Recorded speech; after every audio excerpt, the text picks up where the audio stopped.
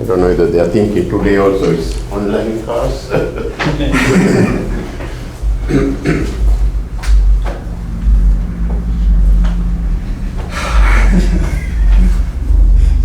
You did watch it? Check it. I don't know if I want to.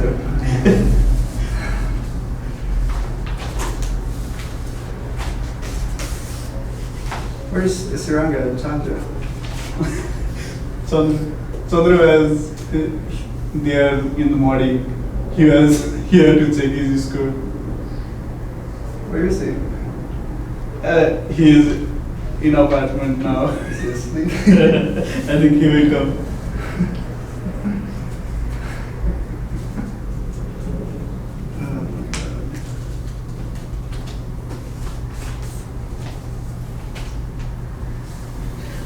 Professor Sarmas, Ismail is a nice professor.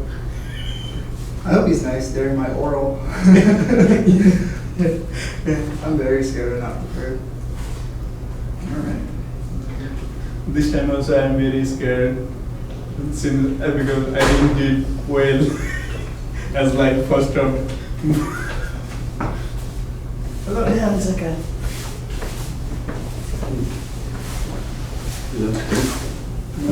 Not Hurry 1 second.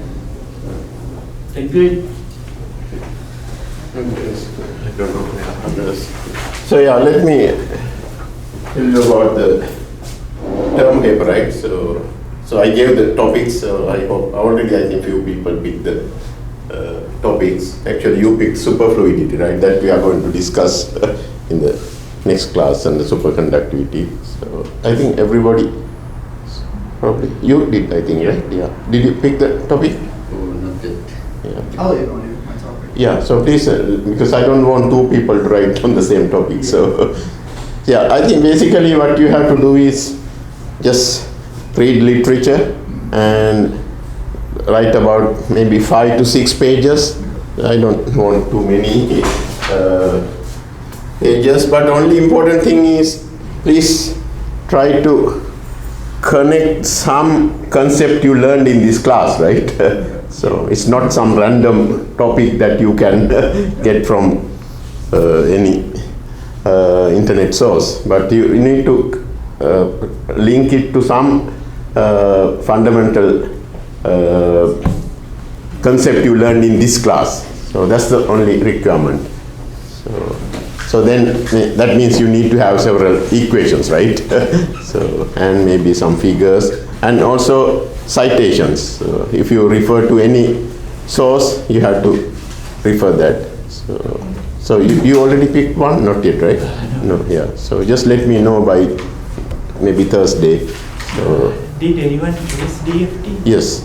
Yeah. Yeah. So the paper will be like the introduction, then the body part. But yes, yeah.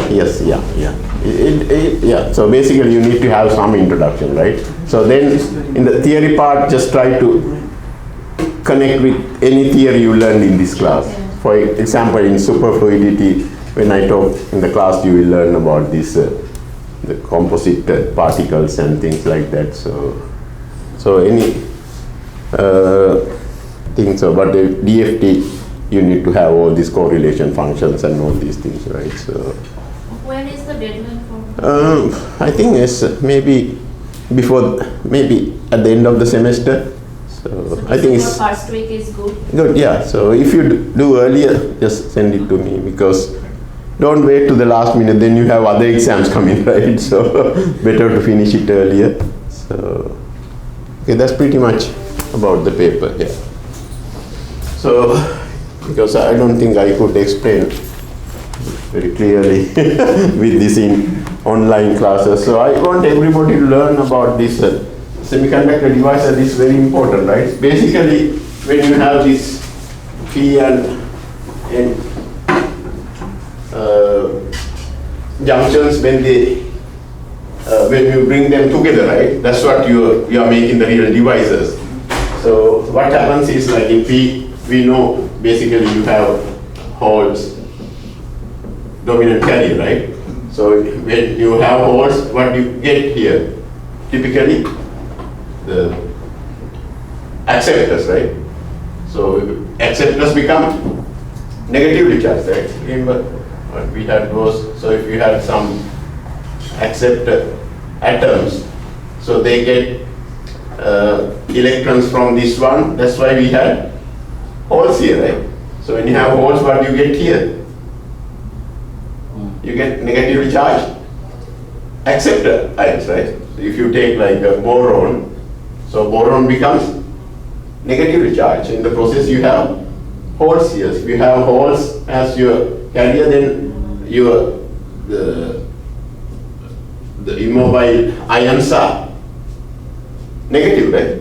So they don't move. So only these holes are, they are the majority carriers.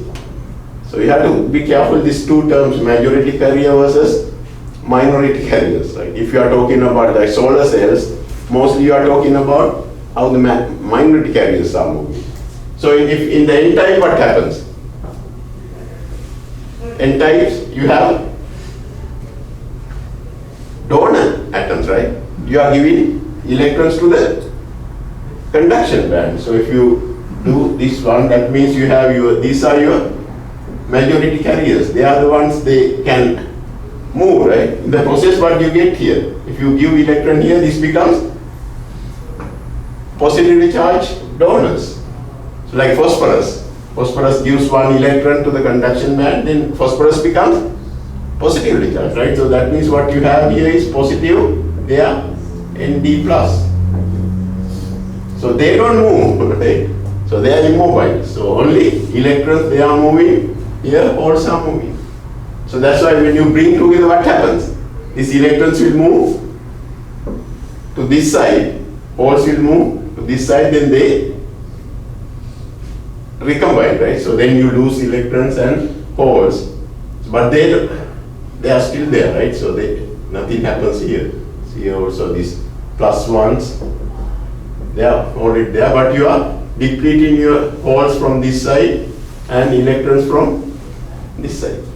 That's why we have this. Now you have negative charges here, positive charges here, then you have electric field in this direction. We call this is the depletion region. Depletion means what? Depleted of majority carriers, right? That's important thing. So then when this happens, you have electric field, right? When you have electric field, what happens? You have a potential gradient, right? Electric field means basically potential gradient. That means the flat bands, they have to bend it, right? To have that electric field. So then how does that happen? This is another thing a lot of people really don't understand how these bands are going to bend. So in the class we talked about this side, we had the p-type, right? P-type means your Fermi energy sphere. Intrinsic means Fermi energy is at the center, right?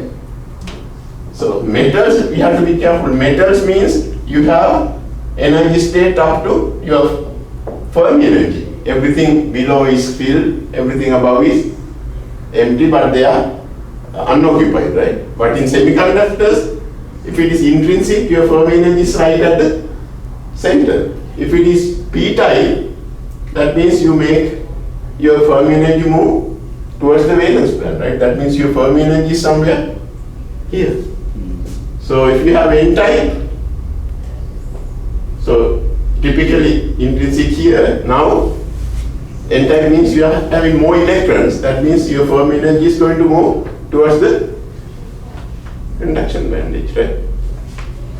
So now if you bring these two together, this is one system, you cannot have two different Fermi energies. You should have one equilibrium Fermi energy. In order to have this one same, this has to kind of offset, so that this will have the same Fermi energy. Now you have one here, you have one here. When you have these two together, so they will have to bend so that you have same Fermi energy, right? How does it bend? That is the key. So you have to really understand this one, not people don't not really. So here, most of your electrons are here, right? So these are at high energy. So that means these electrons will be transferred to low energy. That means you are losing electrons from here. That means this becomes positive, right? So this side becomes negative. That means your electric field is this direction. So that means if you say this is positive, this is negative E. Negative means your slope should be negative. That means more than 180, right? That's the slope is negative. Slope positive means it's less than 90 degrees, right? So that now your slope should be negative, so that it should bend like this. So this is how they are going to bend, right? So they are bent like this. So that now your Fermi energy, this becomes one common Fermi energy. That is your equilibrium Fermi energy. You can see now your bending is this way. Right? Typically you have flat bands. Now because of the electric field that is in this direction, you have these bands are bent because we know E is given by dV by dx, right? Negative. That's how we have this picture. So now again, if I had this way, how does it? Again, this is very important. So if I had N-type here and P-type here, that means here your Fermi energy is here, right? N-type. Here Fermi energy is here. Now these electrons are at high energy. That means that electron will go from high to low. That means this becomes positively charged, this is negative. That means your electric field is positive direction. That means it's a positive, right? That means your slope should be, here your slope is negative. Now your slope should be positive. That means it should bend this way, right? So now you should have something like this. Sorry, that is, yeah, that is positive, right? Yeah. Then your common Fermi energies. This is how you're going to bend. Exactly. You have to argue how it's going to bend. So here it is bending this way. This way. So just let me ask you a simple question. If I have a metal and semiconductor, anybody knows what happens? Most of the time when you make a device, you have a semiconductor, you have to use a metal like gold, platinum or something, right? That means you have a metal and semiconductor junction. Then what happens? Suppose if I have metal here, your Fermi energy is here, right? Because up to here, all the states are filled. Now, I connect it with the semiconductor. Suppose this semiconductor is N-type. Now what happens? Your Fermi energy is here, right? So this is higher. So then this should give electron to this one, right?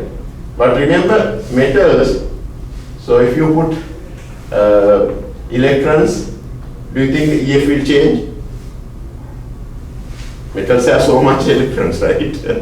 So if you put few electrons, your Fermi energy is not going to change. So that will be constant.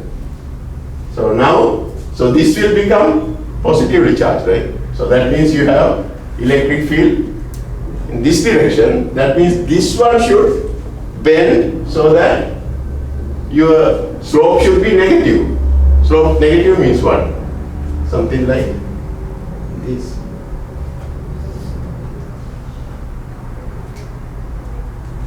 This is what happens if you have a metal versus N-type semiconductor. You have some barrier. Anybody knows the name of this one? Metals, if you put with the semiconductor, we have something called Schottky barrier. Maybe you have heard about this. Schottky barrier. So that's why you have to be very careful what kind of metal you have to use when you make this device. If the barrier is too high, it's not good, right? Electron cannot go from here to here because you have a large barrier, right? That's why you have to pick the right metal, whether it's aluminum or gold or platinum, depending on your semiconductor properties. Because we know each metal has something called the work function.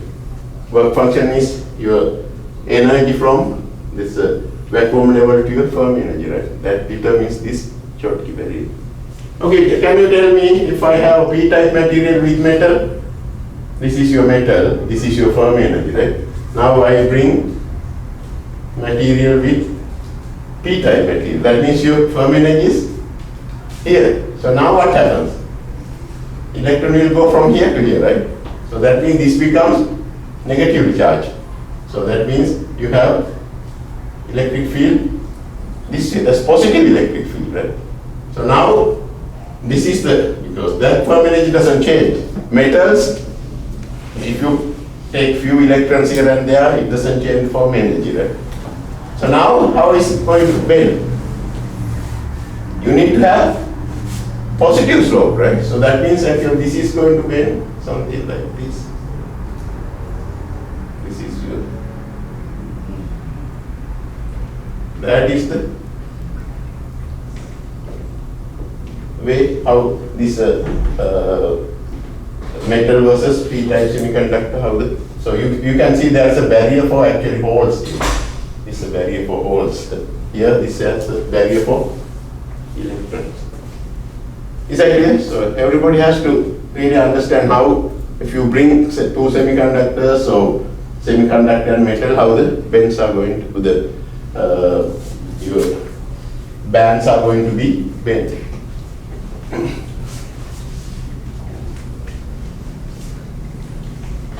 So usually people don't discuss these things in detail, so that's why I think everybody should have a clear idea about this. That's called a Schottky.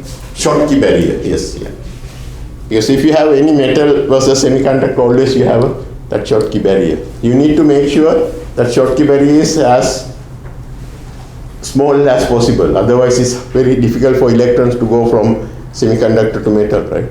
If you have any device, what do you need eventually? You need to get the electrons to your circuit, right? To the metal. If you have a very bad high Schottky barrier, that's bad for the device. Okay, so last time we talked about all these things, right? I think you have to really understand what I was talking about. P-type, you have holes, these are the acceptors, right? They are immobile. Here, electrons, N-type, these are the acceptors. So now when you bring these two together, we talk about how things are changing. So this is a very nice diagram you can see here.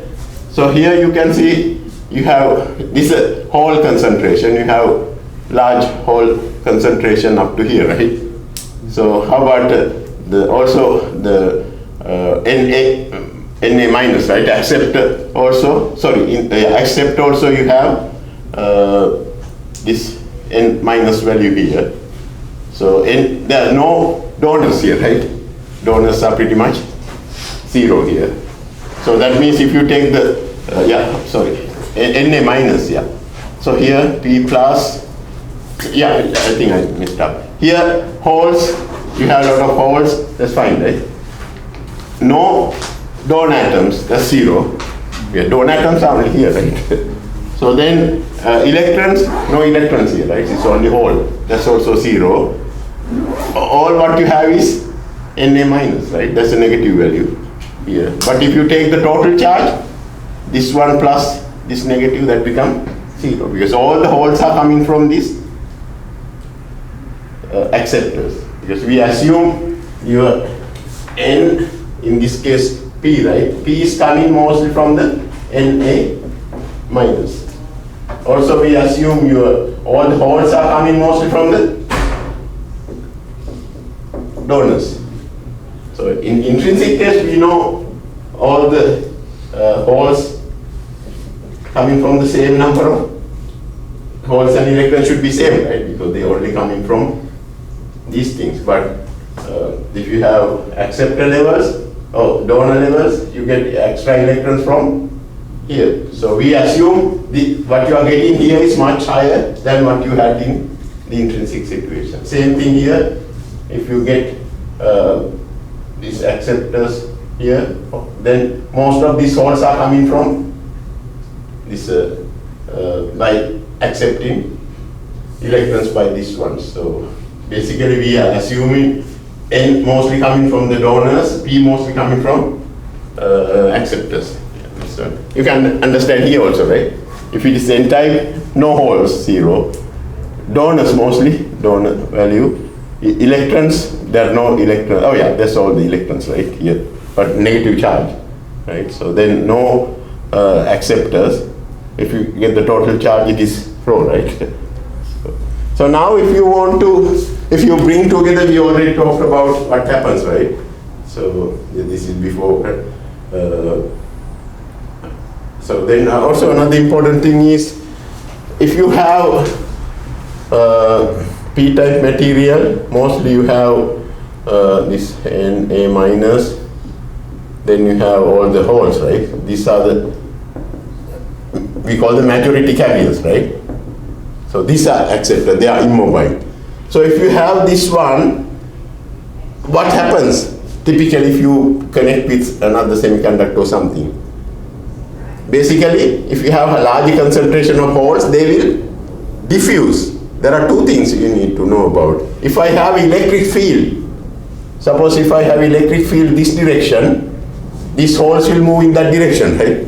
That's called drifting. Also, if you have a large concentration of holes, so these are all confined here. If you let it, if you relax this one, what will happen? They will diffuse, right? From higher concentration to lower concentration. Typically, this diffusion current is given by this charge time, something called the diffusion coefficient, times the concentration. If you have holes, that's basically hole gradient. This means what? dP by dx, right? So typically, this is the diffusion current.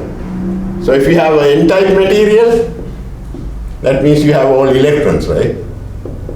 So then we have equal number of acceptors, right? Nd plus, Nd plus, Nd plus. These are immobile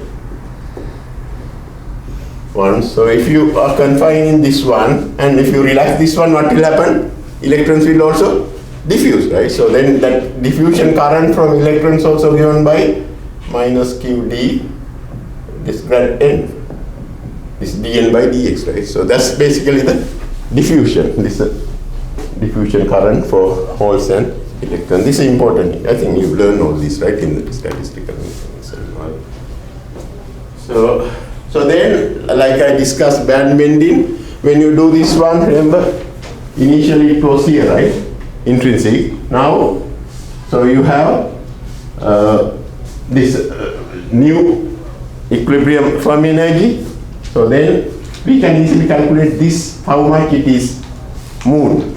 So same thing, this one initially it was intrinsic value, now this is the new equilibrium one, that is the difference. So we can easily calculate this value and this value.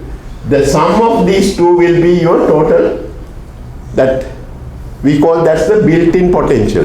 The built-in potential is basically this one plus this one, because that is the one from equilibrium, how much more and how much less.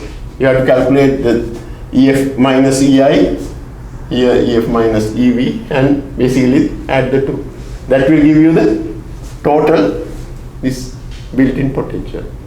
So we can easily, actually we already did in the previous class. So this is also important thing, you can understand how everything works. So you have, so if you take this is the depletion region, right?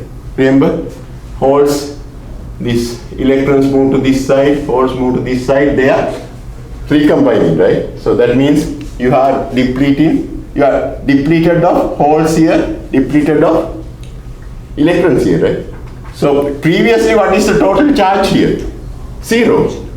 Here total charge was 0. Now you lose these positive holes and negative holes. So that means this part is negatively charged, this part is positively charged. That's why you have the electric field in that direction, right? So that's what this is. You have total here, total this one, because from here to here total charge is 0. from here to here total charge is 0. But in this part, you have Na minus, right? In this part, you have Nd plus. Everything here is all 0. If you have a charge, then you can calculate your electric field. So let me ask, how do you calculate this electric field? ENM. So how do you do that? It's very straightforward. Everybody familiar with the Poisson equation?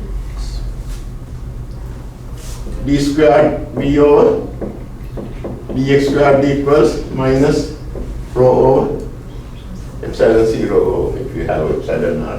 That's it. You can easily solve this one. This one you can write as dv over dx equals minus rho over epsilon 0. What is dv over dx? That's e, that minus e. That means d over dx e equals minus rho over epsilon 0. Now you can solve for e. How do you do that one? If you take this region, suppose this is your depletion region, I'll say this is 0. Suppose this is a p-type, right? This is n-type. So this we call x minus xp. It's a negative side, right? Here we call this plus xn. So what happens in this region? Electric field is 0, right? Total charge is 0. How about here? Electric field is, because in this field your total charge is 0, right? Only here you have charges. That's why you have electric field. So then you can easily calculate your E by integrating this one. Is that right? Very simple. How do you integrate this one? E equals, this becomes, actually no, this becomes positive, right? Because I have, this is also negative, right? So that means I have E equals rho over epsilon. But rho is what now? If I take this side here, your rho is basically negative Na, right? So I can say Q times Na, that's negative, right? That's your rho divided by epsilon 0 times x. I integrate this one, right? Plus some constant. Now I can find this constant because at x equals minus xp, what is E? Is 0, right? In this region, E is 0. That means if I plug in this one at x equals minus xp, your E is 0, then what happens? So your C is what? Bring this one, this becomes 0, then C becomes Q Na over epsilon 0 times xp, right? If you know that depletion region, that means I can write my E as Q Na over epsilon 0, you have x here plus xp. You can calculate. Same thing you can do for the right hand side. How do you do that one? This one equals, then this becomes, actually this was positive. Yeah, because I calculated the positive side. Anyway, if you can easily calculate this one, right? So like this. In the right hand side, this becomes, this is n d, right? And d, that is positive. So then again you can do the same calculation when x equals 0. X equals xn. Your E becomes 0. So then from that you can calculate this. Your E becomes something Q n d over epsilon 0 x minus xn. You can calculate that, right? So then also we know, since this part your total charge is 0, if you calculate at this region, your total charge density also should be 0. So total charge density would be, suppose this has area, say A times, then the area would be, the volume would be A times xp, right? Times your charge, that would be n, in this case Na. This should be equal to A times xn times nd. You can see A cancel. You can easily show xp times Na equals xn times np. So then you can show this E also, this relationship. So what you need is something called this depletion V. What is depletion D? Depth. Oh, V. So this depletion width is basically this one. This is xn, this is xp. W means xp plus xn. So that you can easily show, right? We know here xp, xn. So that means you can easily calculate this w in terms of xp and xn. What is w? xp plus xn, right?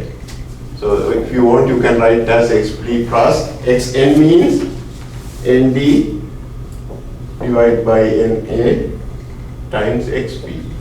So that means xp times na plus nd divided by na. And calculate all these things. So here I have calculated all these things. So you can check these things here. Please follow through this one. Is this clear? That's this one, right? Na times xp. Then also that's equal to that. Doing this way, you can find xp as w divided by this one, right? So xp is this one. You can write in terms wd. Exactly. So then also, like I said, you can show this one in terms of this one. You can calculate your electric field and all these things. So that's basically that Poisson equation. So I'm going to give homework problem to derive this one. Very simple. It's just simply use the boundary condition and do this one. Yeah. So what's the doping? Is that where you'll put it in the region? Or? Yeah. So this basically xn and xp here. So here is drawn as ND minus NA. Doesn't matter. Typically ND is, if you do ND, this is P type, N type, in the P type side you have negative NA, right? P type side you have plus ND plus, right? Yeah. So, but if you draw as ND minus NA, that's so electric field, you can see it has that X dependence, right? If you draw E, that's how, because it has linear X value, right? That's how. Then you can find what is the maximum electric field. What is the maximum electric field? When X equals 0. So when X equals 0, you can find the maximum electric field as EM here. So then how do you calculate VBI, the built-in potential? That's the only thing we don't know, right? How do you calculate the built-in potential? Remember how much it changed from original intrinsic value to this one and intrinsic value to this one by this bending, right? If you add these two, you get the built-in potential. See, this one. So this is clear for everybody? How the depletion with this. So if you want to calculate the, I'll get to this one next. Yeah, here. This is how we calculated how much. So I think I showed the previous lecture, your N can be expressed as this one, assuming all the electrons are coming from the donors and all the holes are coming from acceptors. So if you have this one, you can write this one. If you, what is this one? I can write as, just simply take the logarithmic of both sides. So,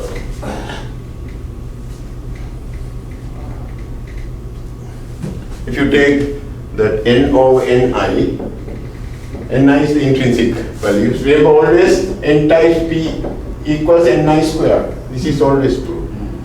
So n over ni equals exponential en, that is ef minus ei, intrinsic value, times beta, right? So then if you take the logarithmic of both sides, log n over ni equals this beta times ef minus ei, right? So if you divide by 1 over beta, like this. Same thing from the other equation, you can see 1 over beta log n p over ni equals ei minus ep, right? Minus this ef. So that's what from the middle one, this much increase, this much decrease, right? Now you have to add the two. That will give you the total. That's the built-in potential. If you add these two, EF cancel, you get is sorry. You have to subtract, right? They are in the opposite direction. Then they cancel.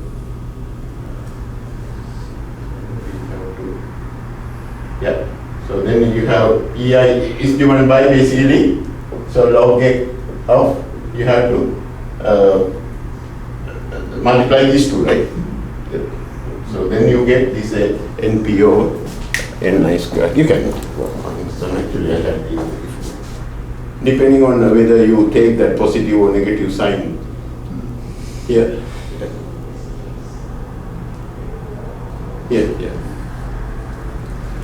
So these two now, yeah. So you have to basically, if you write this way, yeah. So just if you subtract the two, no, add these two, right?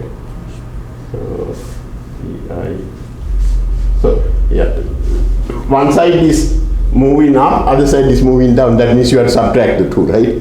If you take this, so then you get these two terms coming, Na times Nd divided by ni squared. That's what the relationship. Yeah. This same is kBt, that's beta value, right? Or no beta. Then we have to multiply these two, right? Nd over ni squared. That's the built-in potential. So whenever you have these two NP junctions, you can calculate how much built-in potential. So that depends on what?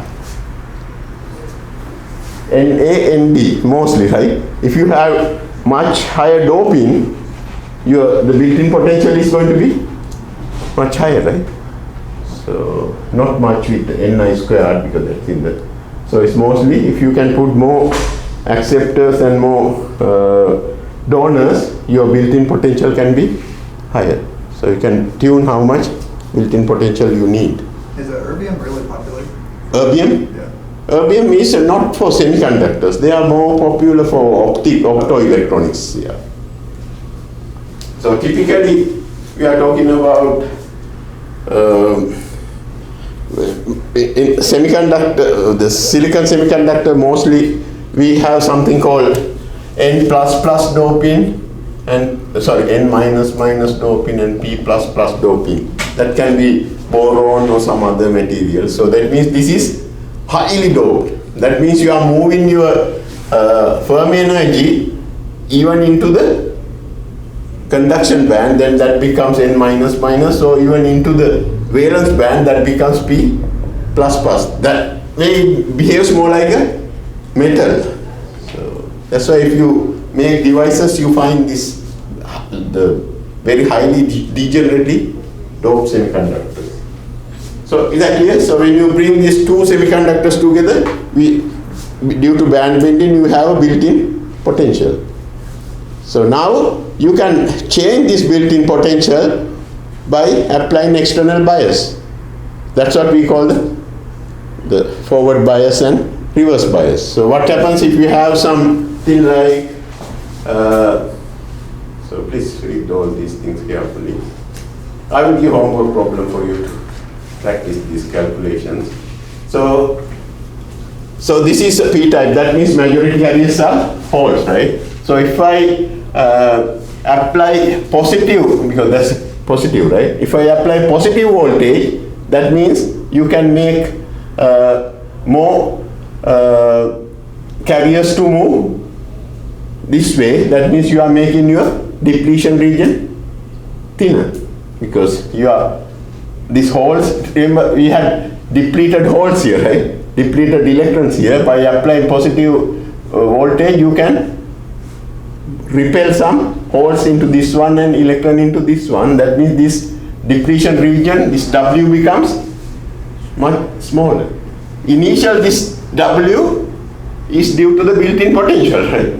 So now you are making that built-in potential thinner. So we call that a forward bias.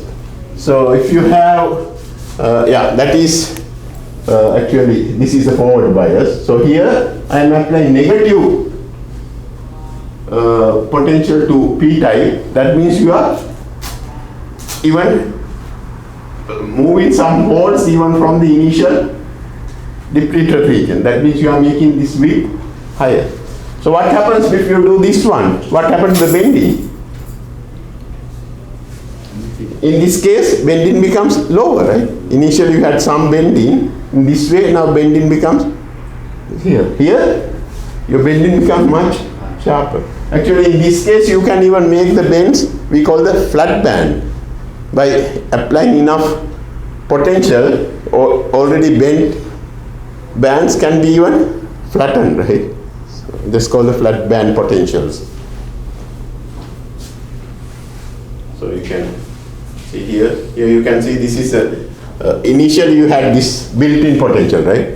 We know how to calculate that value. It's basically that you have 1 over kBt times whatever, then log Na, Nd over Ni square, right? That's the VBI is given by that one here, right? This is now I apply negative bias, your depletion region becomes much larger, then your bending is increased by that applied voltage.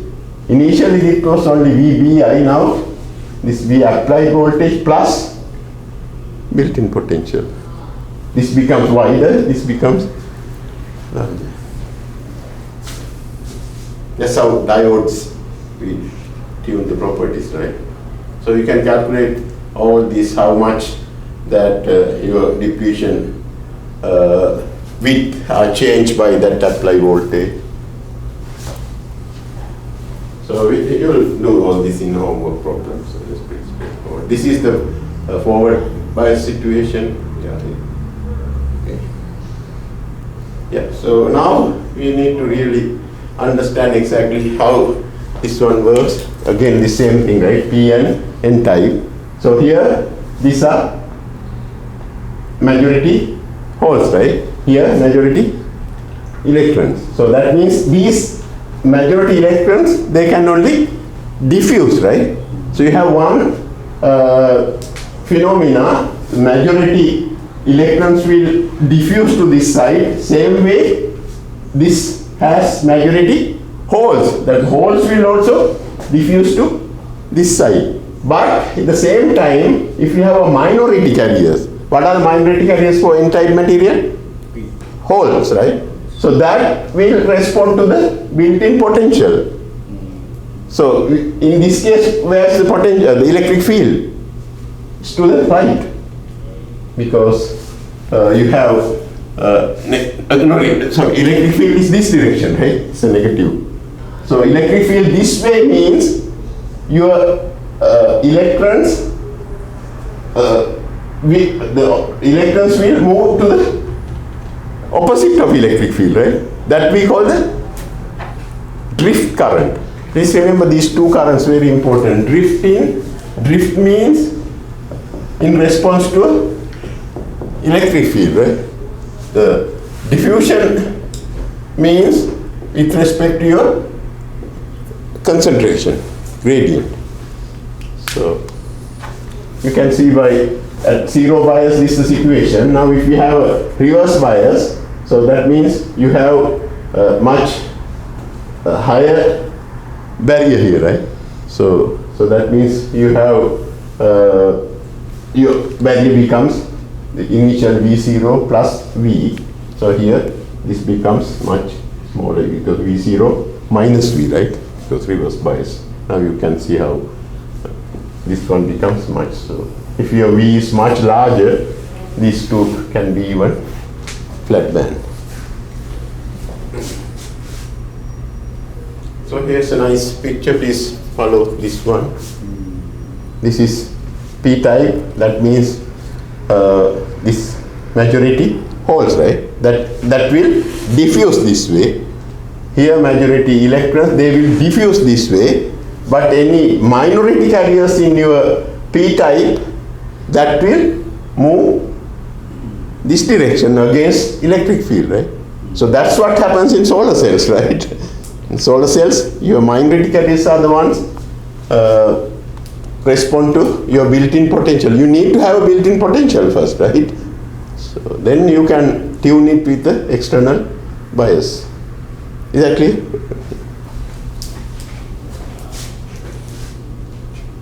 Okay, so that's good. So yeah, let's talk about what happens in solar cells. I talk about basic functions of these PN junctions, right? So one is the diode. So everybody, we talked about how the diode works, right? Basically, so if you have a diode, so if you look at, typically we define diode like this, right? Positive and negative. The positive side, you have this until you reach certain breakdown volt, we call the offset voltage. There's no current, and at this one, basically. So we derive this equation. This current is given as E exponential E V over kBt minus 1, some I0. So in the reverse bias, there are no current, but if it is large enough, then you have something called the avalanche breakdown, right? Then you get some large negative current. So that's basically, but that's not the real interesting device, right? But you can make this PN junction more interesting in terms of solar cells and light emitting diodes and photodetectors and things like that. In solar cell, what happens? Again, PN junction, right? Silicon solar cell, you have a P-type silicon and N-type silicon. So then what do you have when you bring together? Depletion region, you have built-in potential, right? Built-in potential means you have this bent band, right? Is that clear for everybody? Now, solar cell, what do? We shine light. So, when you shine light, what happens? Electrons will move from, forget about any donors and acceptors. So, if you're, so just basically think about simple band-to-band conversion. You have valence band, conduction band. I have light coming here, right, from H nu energy. If this energy is large enough to overcome this band gap, so then you will get electrons to conduction band. Then you have holes in the valence band, right? So, but remember, once we do this one, already there's an electric field. Where did we get that electric field? Built-in potential, right? Because we have the PN junction. So that means you have electric field. So you get these electrons and holes, so they can easily respond to that electric field. So that means if you have electrons, so they will move opposite of the electric field. Holes will move in the direction of the electric field. Right? Then at the end they will come to the contacts and you can extract the electron in the circuit. So here this is what happens. So, but there are certain other things happen. So this is already bent PN junction, right? So now I shine light, I make electrons to go from here to here, then you have holes here. So this electron doesn't go from here to here, right? So if this energy is much higher, they can go to higher state. But they are not stable at this point, right? They will like to come to the lowest possible energy. So how can it come? It has to make some collisions, mostly with phonons, right? You have lattice. So they will make collisions. Then what happens when this happens? You produce heat, right? Actually, these electrons, your material becomes hot because they are colliding with the phonons, right? So then it comes here. So once it comes here, what happens? You have a built-in electric field this way. So that will drift this way, right? Electric field this way, electron will come this way. Remember, these are minority carriers, right? Because this is p-type. What we have here? Electron. Electron in a p-type material is a minority carrier. That's the goes to this end. Then, so that they will just come out of the material. That's why it's important. You have to have two metals here, right? In the solar cell, you have to attach. Typical silicon solar cell, what is your metal? You have seen these large solar panels, right? What do you see? What color do you see as the contacts? Silver, right? You have silver lines. So that's the metal. That's why there's a lot of effort to replace that silver with some cheaper metals. So silver is still expensive, right? We have one group at Concenter, they are trying to replace silver with copper. That's much cheaper, but still a lot of issues, so it's not easy to do. There's a company called Bird Thin Films, they are going to make, replace silver with copper. That's much cheaper, right? So then they will come out of your circuit, right? So then if you think about holes, so the holes also, so if these holes, so they also like to come here, right? They also make some collisions and come here and go like that. So then also sometimes when this happens, so at this point you have electron and hole. So they try to recombine. Is that a good thing? No, right? If you recombine, you don't get enough electrons out. So you need to avoid this recombination. So that's why you have to make some, these holes, they have this binding energy, right value, so that they don't recombine. If it's a very low binding energy, they always like to recombine, right? If it's a high binding energy, then they cannot recombine. You need to get as many as electrons coming this way and as many as holes coming this way. Then you get a good solar cell, right? So here, this basically, here also you can have some recombination. These are not good things, right? So eventually you need to get, so if you recombine, what happens? It emits light, right? Typically, by shiny light, you make electron hole pair. By recombining electron hole, you emit light. That's luminescence, right? So these are typical solar cells. This, you can have silicon solar cells, then you can have some other solar cells like cadmium selenide, cadmium sulfide kind of solar cells. Then also we have these seeds, different materials. So but they all work on this PN junction solar cells. You have your PN and N junction. Also you need to have some material that can absorb light, right? So if you want to create this one, you need to have the right band gap, right? Otherwise you don't absorb. So that's why if you look at your black body diagram, everybody remember the black body radiation? If you look at your energy versus your lambda or energy, typically you see some kind of black body black body range. So typically most of the energy is in this range. They are actually in the visible range. So then if you are, this is more like UV, this is more like ultra IR range, right? You need to catch as much as light in this region. That's the highest energy, right? That's why people are trying to utilize this one. You don't get much from UV or IR, mostly coming from the visible. So that means your band gap should be matching that region, right?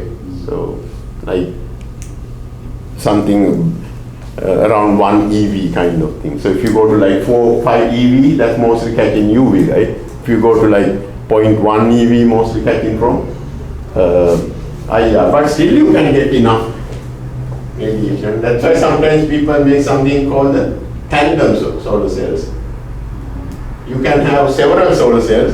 One will catch radiation from this region, some will catch from this one, and some will like putting in tandem. That will have more efficiency. So this is what happens typically, right? So we have light come in, then you are making electron hole. So then electron will go to one end and hole will go to other end, and you get current coming out, right? So you should not let electron and hole to recombine. So then you have to do some other techniques to make this light not passing through, right? It has to come through from one side, right? So then you make some kind of reflective surface so that that light getting reflected back and forth. So that means you can utilize the entire radiation. So then there are some other kind of solar cells called these organic solar cells. So these are basically polymer fullerene, everybody remembers C60 molecule. So if you can attach this some kind of functional group, we make something called the PCBM. So that's a organic the polymer. Then you combine that with another conducting polymer called P3HT. These are conducting polymers. So polymers typically they are insulating, right? But now people can make something called the conducting polymer. They are highly electrically conducting. These solar cells work as excitons. Excitons means, remember, when in the typical solar cells, when you make electron and hole, right? So electron hole, we usually let them move to the two ends, right? But in organic solar cells, when you make the electron hole pair, their binding energies are so small. That means they don't separate. They stay like one unit. What do you call this one?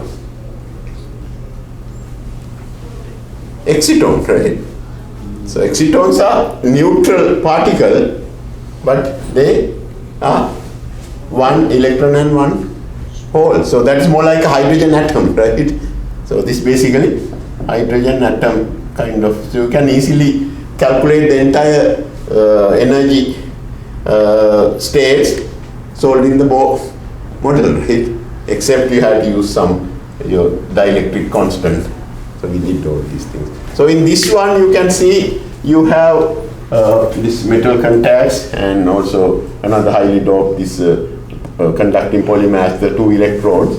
So here you can see the regions. When you mix these two, you have regions of this PCBM, then some regions of the green ones are P3HT. So when you shine light, you are making excitons, right? They don't separate like in regular silicon solar cells.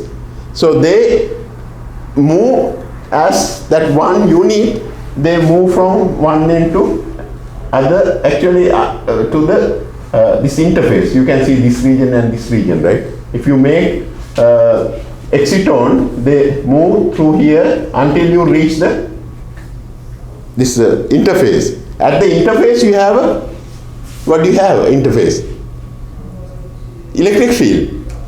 because of that electric field, that exit was getting dissociated. Because these are together because of some, they are always attract to each other, right? You have some binding energy. But if you have a high electric field, it can dissociate this one. But that happens at the interface. So then one electron will go this way and one hole will go other way, you get the solar cell. So this is the called the organic solar cells. Unfortunately, a lot of work going on here. The efficiency is not very high compared to silicon solar cells.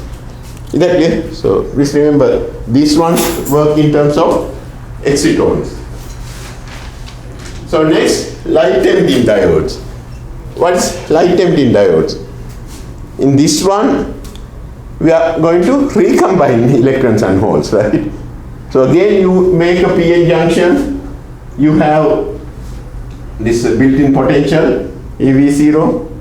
So in the solar cell, what did we do? We shine light on this one, right? But in the LED, what we do is we apply some positive bias into this one. You apply voltage. When you do the voltage, what happens? Positive, forward bias means your barrier becomes smaller, right? So now you can see your carriers, because if I apply positive charges, this electron field move to this side against the electric field, right? So the holes will move this way, then this electron and these holes will recombine and emit light. Is it clear? So that means depending on your band gap, you can make different colors. Only thing you have to do is make a PN junction, apply positive bias and see what kind of light coming out. So people have done all these for, but until I don't know whether last year did anybody attend when the Nakamura, when he was here, he was the recipient of that Liancon award. He's the one who discovered blue LED. People had LEDs from all the colors, from red to blue, not blue, green, red, green and all, orange, all these colors, but they didn't have blue LED, because eventually what you need is a white LED light, right? To get white, you need to combine all the lights. So they couldn't do that until they made the blue LEDs. So the problem was the band gap. So for blue LED, you need to have large band gap, like 3 to 4 electron volt. That was very difficult. So they had to use something called gallium nitride. These are the perfect material for blue LED, but you cannot make this material with enough purity. Lot of these defects there. But Nakamura found a way to make, but still lot of defects, but low enough to emit blue LED, the blue light. So that's very large band gap. That's why you got coming out light with blue light. So gallium nitride is the one. If you use like others like gallium arsenide, all these will give you like red LEDs and things like that. But gallium nitride is the one we had to wait until maybe 5 years. So you said it needed impurities? Yeah, impurity means you have to minimize impurities. If you have impurities, then they can recombine not this way. They can recombine with some defect states, right? So that's not good, right? So that means you have to minimize the impurity states. So, but he typically, I think he managed to get like 10 to the power maybe 15 defects per unit volume. So that is still pretty high compared to silicon. We can make almost like no impurities, right? So, but even this was good enough to give enough light out. So then photo detectors. Remember LED works in the forward bias, right? So LED, the photodetectors usually they work in reverse bias. So you have to apply, first you make the PN junction, you have built-in potential, then you apply, so this is at V equals 0, right? So typically built-in potential. Then you have to apply negative bias. So that means your barrier becomes high, width becomes larger, right? So then if you think about these two, actually they work in these two regimes, right? So LED, they work in the forward bias. So in photodetectors, they work in the reverse bias, means your voltage is negative. So this is where so we call it a photoconductive mode or photodiode for LED or even silicon, the solar cells, you make the forward bias. So I hope everybody remember how the solar cell works, right? So how the IV characteristics for solar cell. If you take typical solar cell, solar cell is basically what? It's a PN junction, right? So if you look at I versus V, so this is how your if it's not a solar cell, this we call the dark current. So you have certain voltage, so then you get this one, right? But if it works as a solar cell, so if you apply if you expose to light, you will get current even without any bias, right? That's the solar cell. You get large enough current even without any. So we call this is open circuit, short circuit current. So that means this is typically dark current characteristics. For solar cell, it is basically something like this. So we call this is the open circuit voltage. Open circuit means your current becomes 0, right? So if you have to have a good solar cell, you need to have large short circuit current and also very large open circuit current. So this we call the filling factor. So ideal solar cell should have, this is more like a rectangle, right? So typically if your solar cell is bad, typically it can be something like this. That's not good, right? Your VOC and IOC are pretty small. You need to have as large as possible this filling factor to make a more rectangular kind. What people are trying to do is do the solar cell, we get as large as ISC, short circuit current, and large as open circuit voltage. So you can see this is how the solar cell works. So this is dark current. So here you can see this much if you are exposed to certain power of your radiation.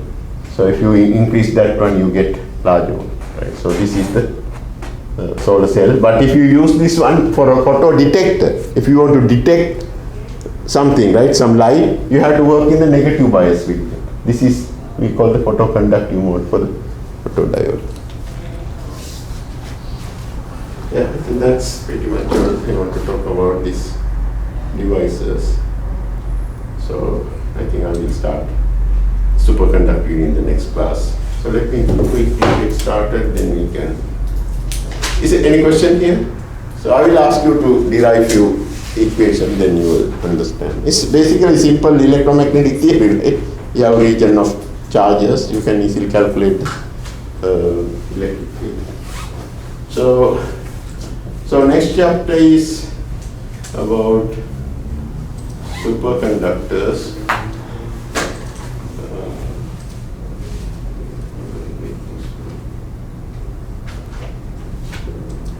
So I can just when we talk about superconductors, it's completely different theory now we are going to talk about. So far we were talking about everything based on what? Electrons and holes, right? So in superconductivity, you cannot explain from simple just electrons and holes. Instead, So they find some kind of this composite particle called Cooper pair.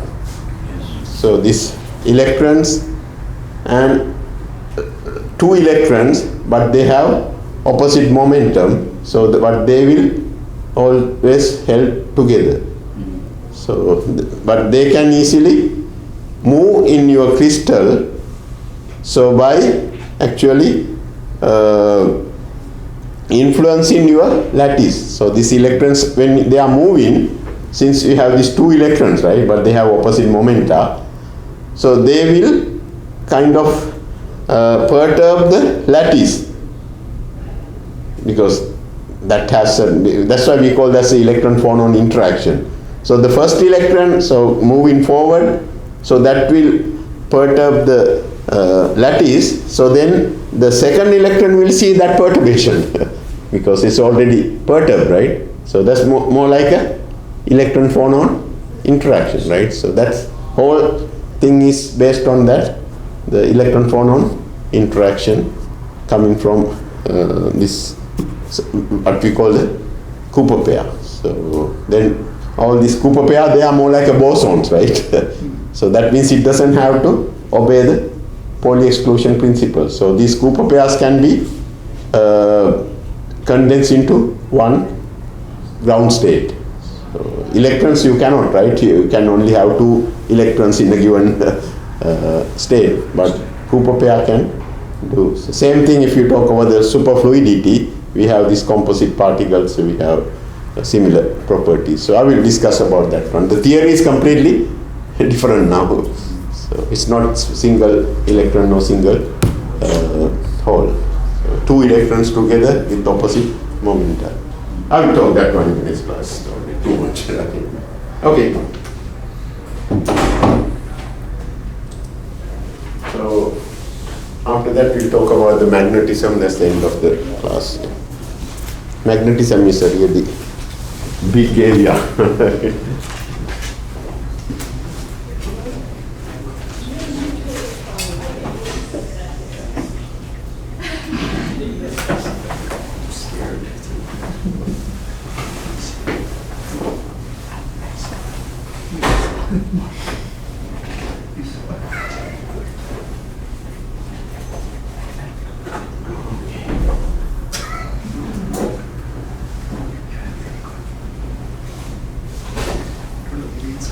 So all the homeworks you can see now, right?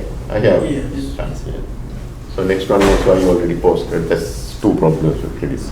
But then I will give one on the semiconductors. That's what I think that's all. I think then your paper.